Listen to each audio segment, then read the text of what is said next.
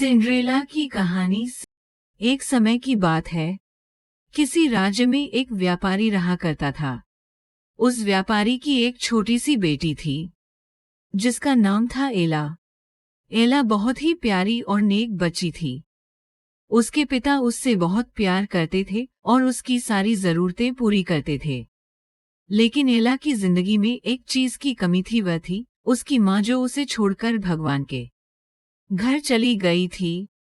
एला की इस कमी को पूरा करने के लिए उसके पिता ने दूसरी शादी कर ली। एला की नई माँ की दो बेटियां थीं। वे बहुत खुश थी कि माँ के साथ साथ उसे बहनें भी मिल गई थी। दोनों बहनें बहुत घमंडी थी, लेकिन एला उनसे प्यार करती थी और अपनी नई माँ को भी बहुत चाहती थी। एला की खुशियां ज्यादा दिन टिक नहीं पाईं। एक दिन जब उसके पिता अपने काम से किसी दूसरे शहर गए तो फिर कभी वापस नहीं आए। एला पर तो मानो मुश्किलों का पहाड़ टूट गया हो। पिता का साया सर से उठते ही उसकी माँ और बहनें उसके घर की मालकिन हो गई और एला के साथ नौकरों जैसा बर्ताव करने लगी। उन्होंने घर के सारे नौकरों को निकाल दिया और अब एला ही घर का सारा काम करती। उसकी बहनों ने तो उसका कमरा भी उससे छीन लिया और उसे एक कोठरी में रहने के लिए छोड़ दिया। एला अपनी बहनों के पुराने कपड़े और जूते पहनती, सारा दिन उनके काम करती। कभी कभी तो एला इतनी थक जाती कि अंगीठी के पास ही सो जाती। अक्सर एला जब सुबह उठती तो अंगीठी की राख सिंडर उस पर पड़ी होती। उसकी बहनें उसे सिंडरेला कह के चिढ़ाती और इस तरह उसका नाम एला से सिंड्रेला हो गया। एक दिन राज्य में ऐलान हुआ कि महल में एक बहुत बड़ा आयोजन है और राज्य की सभी लड़कियों की बुलाया गया है ताकि राजकुमार अपनी पसंद की लड़की से शादी कर सके। राज्य की सारी लड़कियां बहुत खुश और उत्साहित थीं। सिंड्रेला और उसकी बहनें भी अपनी किस्मत आजमाने को बेचैन थी।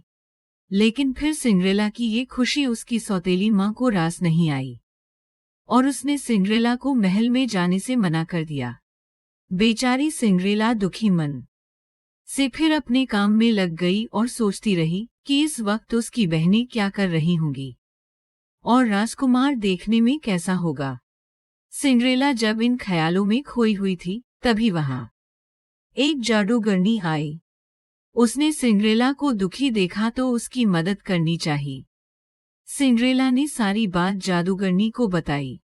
जादूगरनी ने सिंड्रेला से कहा, ओ प्यारी सिंड्रेला, मैं तुम्हारी मदद कर सकती हूँ। ये कहकर जादूगरनी ने अपनी छड़ी घुमाई और वहां पड़े एक बड़े से कद्दू को एक बग्घी में बदल दिया। वहीं चार चूहे उछल कूद मचा रहे थे। जादूगरनी की नजर उन पर पड़ी तो उसने चूहों को घोड़ा बना दिया। अब जरूरत थी एक कोचवान की। जादूगरनी ने चारों तरफ नजर घुमाई तो उसे एक मेंढक दिखा और उसे कोचवान में बदल दिया। सिंड्रेला ये सब देख हैरान हो रही थी कि तभी जादूगरनी उसकी तरफ मुड़ी और अपनी जादू की छड़ी घुमा दी और पलक झपकते ही सिंड्रेला के मटमैले और फटे हुए कपड़े साफ और सुंदर हो गए। उसके पैरों में टूटी हुई चप्पल की जगह सुंदर कांच की जूती आ गई। अब सिंड्रेला महल में जाने के लिए तैयार थी।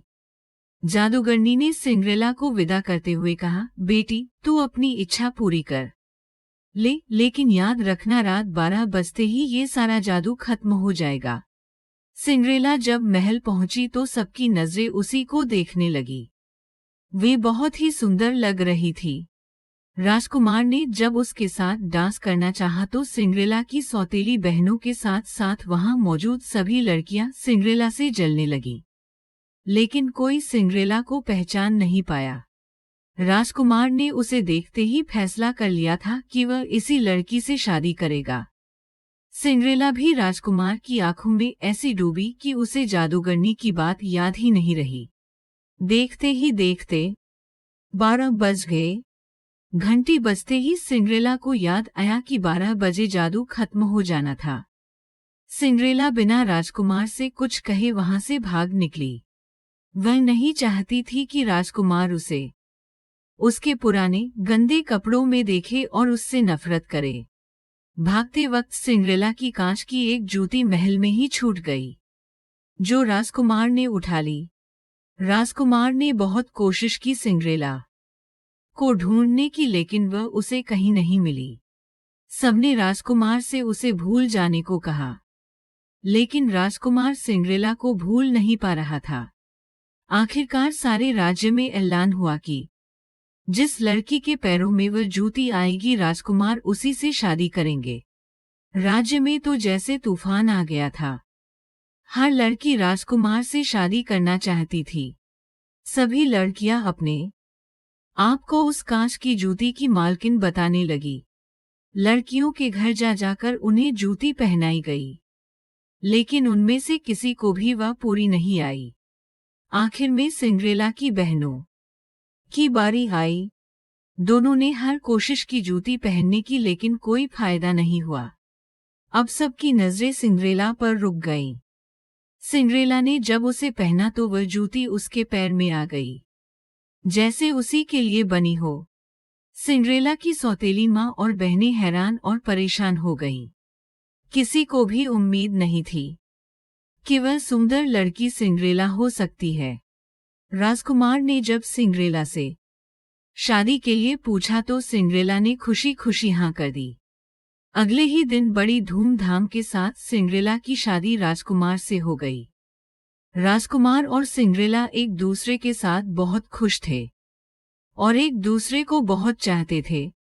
दूसरी तरफ सिंड्रेला की सौतेली माँ और बहनों को सिंड्रेला के साथ बुरा व्यवहार करने की सजा के रूप में राज्य छोड़कर जाना पड़ा।